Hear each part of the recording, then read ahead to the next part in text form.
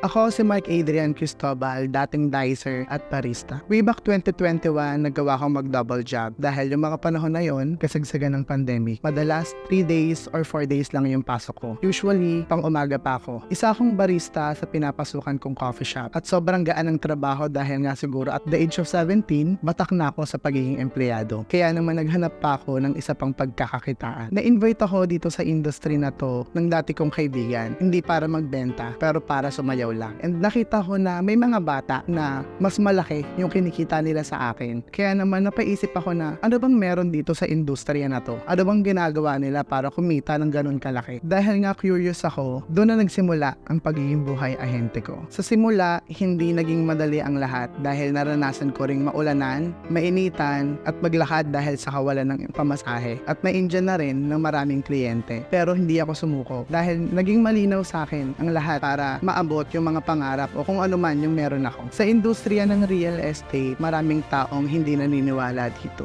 Mga nang negative, kumbaga. Marami ring nagsabi sa akin na maboka ka naman kaya marami kang mabebenta. But to be honest, hindi ganun yon. Kasi marunong akong makinig sa mentor ko at the same time, kahit anong meron ako o pera na dumating sa akin, hindi ako nakakalimot sa Panginoon para magpasalamat sa Kanya dahil sa kung anong meron ako ngayon. Sa Team MAC, maraming salamat dahil ako yung napili nyo dito sa journey nyo. Nililook forward ko ngayong darating na 2024. Maraming benta, malaking grupo at quality sila. At the same time, sila naman yung makitaan ng maraming resulta. Gusto ko ring magpasalamat sa senior sales manager ko kay Sir Alvin de la Cruz sa patuloy niyang pagsuporta sa akin, sa mga pointers niya, sa guidelines niya, at sa pagpapaintindi sa akin na kung ano bang meron at kung ano bang pwede ko pang makuha dito sa industriya na to. Maraming salamat din sa aming sales director na si Ma'am Julie Ocero sa pagbuo ng Unstoppable dahil sa tulong niya, unti-unti rin naming nakukuha yung mga goals namin sa buhay. And of course, our CEO, Sir Sherwin Sevilla, maraming salamat dahil binuo mo ang Sure Homes Realty Incorporated. Dahil sa tulong ng Sure Homes, marami na kaming naaabot na pangarap. Ako si Mark Adrian Cristobal,